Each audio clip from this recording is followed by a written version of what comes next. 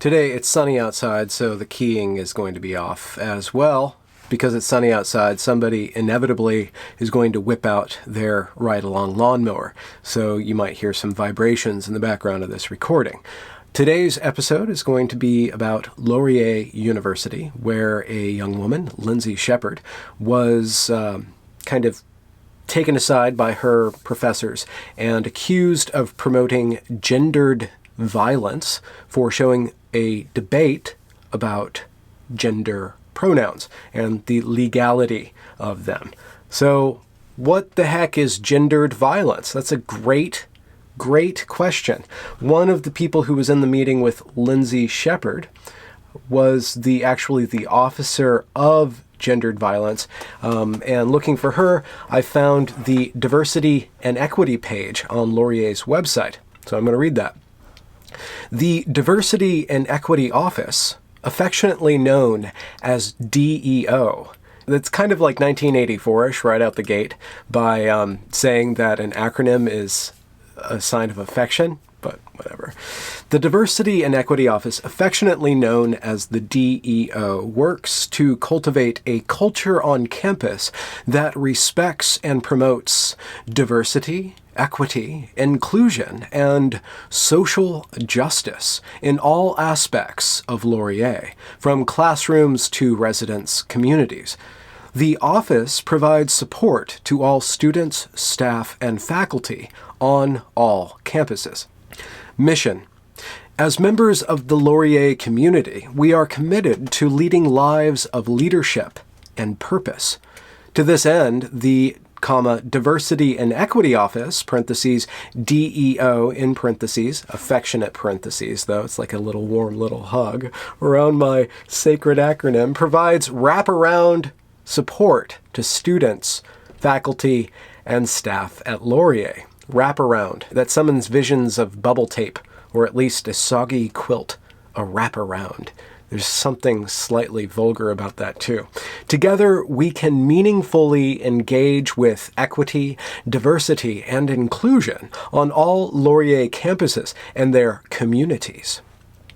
So that was the mission. This is the vision. Bullet points. Cultivate a culture of inclusion across all campuses and wider Kitchener, Waterloo, and Brantford communities. Provide meaningful and ongoing supports for students, staff, and faculty. Encourage institutionalized support for students, staff, and faculty who experience and/or are affected by gendered violence on or off Laurier campuses. Through social innovation and creativity, continue to do diversity differently, creatively, effectively, and whatever they mean by meaningfully. All right. There's an additional resources. This is where things get a little interesting, at least for me. Gendered and Sexual Violence Prevention and Support. Here you will find information and resources that are helpful to you as a survivor, as a person supporting a survivor, or as a member of the Laurier community who is looking to better understand gendered and sexual violence and your roles and responsibilities. At Laurier, we are committed to fostering a university culture where gendered and sexual violence is unacceptable and is not tolerated. All right? Survivors are believed and supported with compassion, dignity, and respect. There are a range of supports available to survivors which are responsive to their intersecting identities, lived experiences, and healing needs. All members of the university community have access to education about gendered sexual violence, and individuals and groups who commit acts of gendered and/or sexual violence are held accountable through university procedures that follow principles of fairness. So this kind of makes it understandable that Lindsay Shepherd was taken aside and held accountable for committing an act of gendered and sexual violence. I don't know what they mean by principles of fairness, and still I don't really understand what they mean by gendered violence. So let's click a subsequent link called Definitions, Myths, and Facts. Definition, myths, and facts. To build our understanding of gendered violence, its causes, and how to support survivors, this page includes key terms, definitions, myths, and facts, and web resources.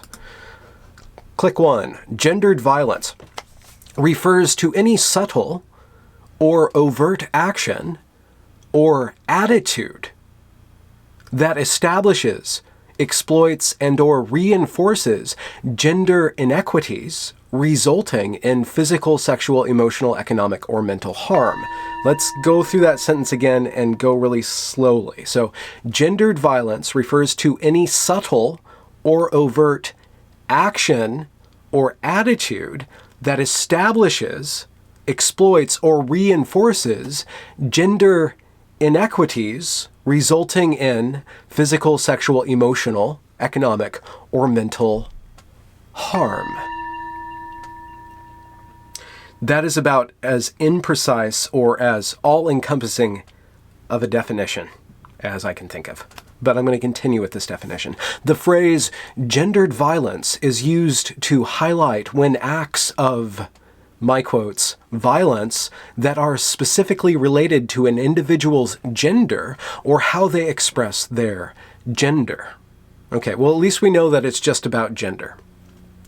Gendered violence includes sexism, gender discrimination, gender harassment, biphobia. Is that when you have more than one phobia at a time? Intersecting phobias? Transphobia, homophobia, and heterosexism. I wonder why they didn't put heterophobia, but whatever. Sexual assault, sexual harassment, stalking, and intimate partner violence. The majority of people affected by gendered violence are women, girls, and trans people. However, individuals of all genders can be victims of gendered violence, including men and boys. I'm glad that men and boys are included in individuals of all genders. Gendered violence often intersects with ableism, racism, and other forms of oppression, so that experiences of gendered violence may not only be about gender, but also about other aspects of an individual's identity. So they made a huge definition, then they slimmed it down to gender, and they said, well, it's not just about gender, too. So this can be anything. It can be applied to anything. No wonder Lindsay Shepherd was taken aside and held accountable, because this can include anything that you don't like, that you perceive as harm, any overt or subtle action or attitude. Like they want to be able to prosecute people based on their attitudes, which I'm not saying attitudes don't have a detrimental effect on other people, but I don't necessarily want a litigious body going around telling me what attitudes I can and cannot have. So I wonder if the this gender violence entry was a definition, a myth, or a fact. Could it be all of the above? The second definition, myth, or fact is called consent. Consent is the permanent, active, ongoing, informed, and voluntary agreement to engage in sexual activity. Consent for one action does not imply consent for subsequent actions. Consent cannot be given by someone who is incapacitated, such as by drugs or alcohol, unconscious or otherwise unable to understand and voluntarily give consent. That's interesting, because if all these definitions or myths or facts are so scattered about and indefinite and highly mythological and highly quote-unquote factual, then, I can't even understand what's going on. So am I voluntarily or involuntarily giving my consent to being classified by all these classifications? They have not defined violence here. They have not defined harm here. And for consent, they have not defined sexual activity. Anyhow, consent can never be obtained through threats, trickery, coercion, pressure, or other forms of control or intimidation, and may be withdrawn at any time. All right, the third definition, myth, or fact is sexual assault. Any type of unwanted sexual act done by one person to another that violates the sexual integrity of the victim. Sexual assault is characterized by a broad range of behaviors that involve the use of force, threats, or control towards a person, which makes that person feel uncomfortable, distressed, frightened, or threatened. Sexual assault is carried out in circumstances in which the person has not freely agreed, consented to, or is incapable of consenting to. I want to see their definition of what is sexual. Because, I mean, if their definition of gendered is so wide, what is their precise definition of sexual? Does it range from everywhere from grinding your crotch into somebody to putting a hand on the shoulder? Like, is there a bathing suit area? Is it about, how heavy your assailant is breathing? Like this is the thing. Like, I don't really trust them with their mythological fact definitions. So I think that they need to tighten things down. Anyways, here we go. Rape culture is a complex set of beliefs, values, and practices that excuse, normalize, and condone sexual violence, either explicitly or implicitly. Okay, so either subtle or overt, attitudes or actions, explicit or implicit. See, so they want to have it both ways. Every single definition has, this is super subjective. It can be whatever we want it to be, depending on what we need to get done. Like, who gets to employ these definitions, and what do they precisely want?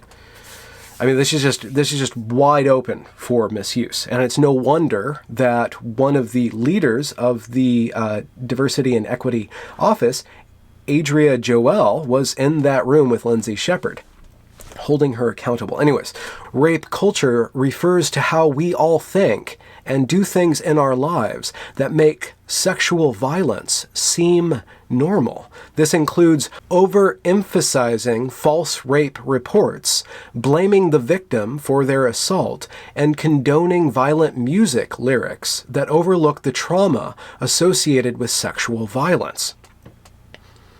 I don't know why they threw in the music lyrics thing. That's interesting. I'm not for being disrespectful of people.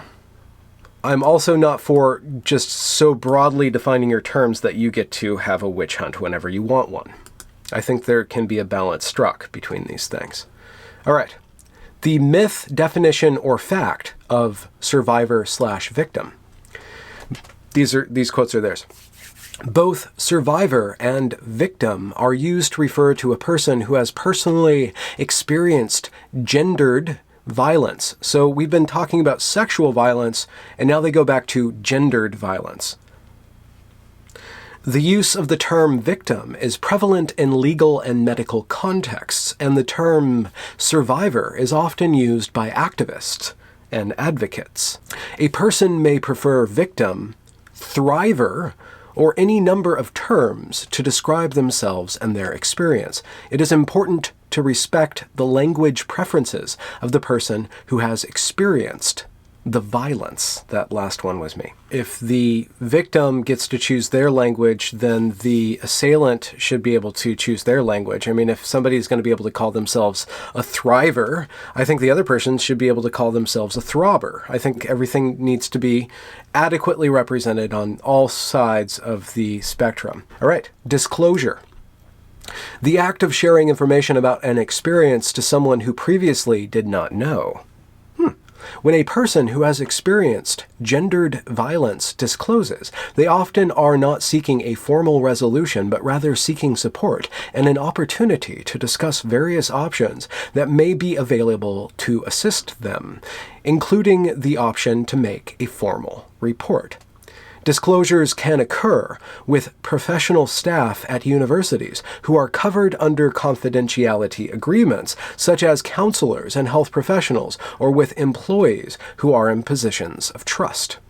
This might go some way to explain what Professor Nathan Rambukkana was talking about when he did everything in his power to keep the complaint against Lindsay Shepherd harnessed under the aegis of confidentiality. Even the number of complaints of gendered violence that were issued against Lindsay Shepherd, that number itself was confidential. So I guess that confidentiality has something to do with what they mean by disclosure. Ooh, stalking. Willfully, maliciously, and repeatedly engaging in behaviors or conduct over a period of time that are threatening or that cause fear. Stalking behaviors may include repeated and unwanted phone calls, texts, or internet contact, sending unwanted gifts, showing up at a place of work or home, or following, watching, or tracking. Relationship violence. Relationship violence, or intimate partner violence, IPV, which is the affectionate name for intimate partner violence, IPV, is the abuse of power within a current or past relationship that threatens the security and or well-being of at least one of the people involved. IPV includes controlling behaviors as well as physical, sexual, emotional, and financial abuse by an intimate partner. IPV can take place within all types of intimate relationships, e.g., dating, long-term partnerships, short-term partnerships, marriage, open relationships, polyamorous partnerships. Okay. Dispelling myths of sexual violence. If a woman initiates kissing or hooking up, quote-unquote, she should not be surprised if a guy assumes she wants to have sex. That's the myth. The fact is, if someone agrees to engage in one intimate act, that does not mean they agree to everything. Consent is ongoing and cannot be assumed or implied. What? It can't be implied? What do I mean by implied? It is important to check in with your intimate partners to ensure they are still on board. If they are not, respect their boundaries. Right, that's very, I wonder if they're saying, okay, like there needs to be verbal consent at every advancement. But they say right here explicitly, they say that it cannot be implied. So if your partner moans, that's an implication. That's not an actual verbal consent. So you need to, I wonder if they're saying that you need verbal consent for every 5 minutes or every transition in an intimate encounter. Myth. If it really happened, the survivor would be able to easily recount all the facts in the proper order. Fact. It is incredibly common for shock, fear, distress, and other manifestations of trauma to impact a person's memory. Many survivors attempt to minimize or forget the details of the sexual violence as a way of coping. Myth. If a person doesn't say no or fight back, then they can't claim sexual assault. Fact.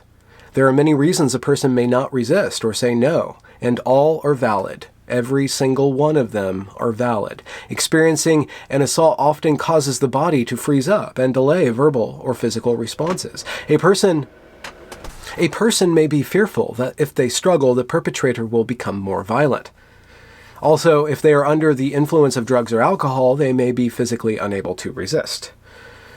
Now, I know I have to be careful. I'm not for, I think that's why you should only be hooking up with people that you have like some sort of prior relationship with. So you have a pre-existing intimacy with regards to communications before you enter into a physical interaction. Like, that's just me.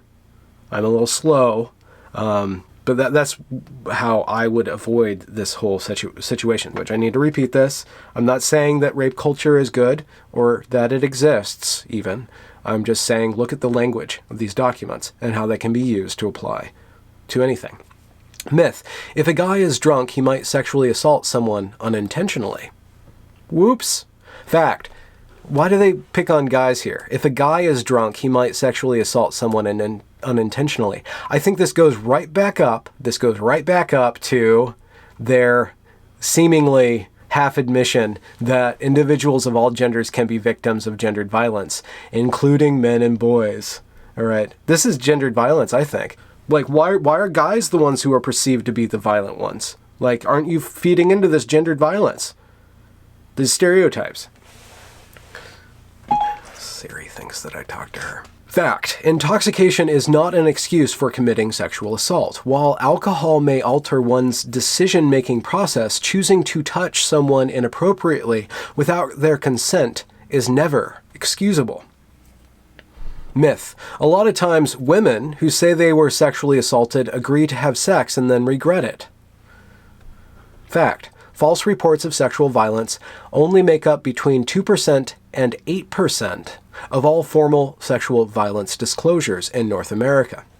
There's no reference for this, but 8% is pretty high. That's like 1 out of every 16 or so. I'm just doing off the hip. 1 out of every 12? No. That's like 1 out of every 13 reports are false if it's 8%, which is still reasonably high. This is less than the average number of false reports for other crimes such as theft. It takes a lot of courage to report an assault, as many survivors are aware of the likelihood of being re-victimized throughout the legal process. I'm not saying that you don't believe in people, but I do think that we need to be rational and say, there's this thing called due process, and we need to abide by that because people are wily. People are really, really wily. And the process helps to temper that wiliness. And people use that process for good and ill on all sides. It's true. Myth. If a woman acts like a slut, eventually she is going to get into trouble. Why are only women sluts? What about man sluts? Anyways, fact. A woman's sexual history is not an indicator of experiencing sexual violence. Sexual assault is a way to express power and control over another person and is never the victim's fault. Women who are highly sexually active have the right, just like everyone else, to decide when and where they want to be sexually intimate and who they want to be sexually intimate with. All right, one more. From the page Addressing Gendered Violence at Laurier. What is gendered and sexual violence? Gendered violence is an umbrella term that includes acts or actions. What's the difference between an act and an action? Maybe that's a legal thing that I don't know. If you know, please comment so I can grow my brain. Okay, anyways, gendered violence is an umbrella term that includes acts or actions that reinforce gender inequities that result in harm. This can include sexism, discrimination, harassment, biphobia, transphobia, homophobia, intimate partner violence, and forms of sexual violence. Sexual violence is a form of gendered violence that involves any act targeting a person's sexuality, gender identity, or gender expression that is committed, threatened, or attempted against a person without their consent.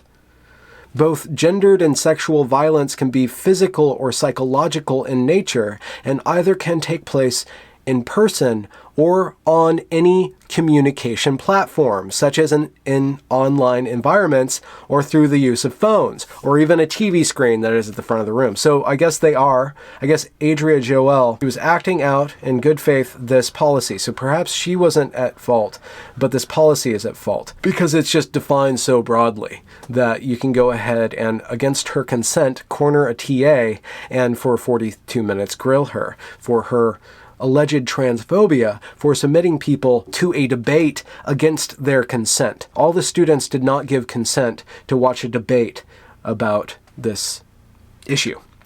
So I guess that's the key here. What are you consenting to? And I wonder how they're going to flesh this out. I wonder.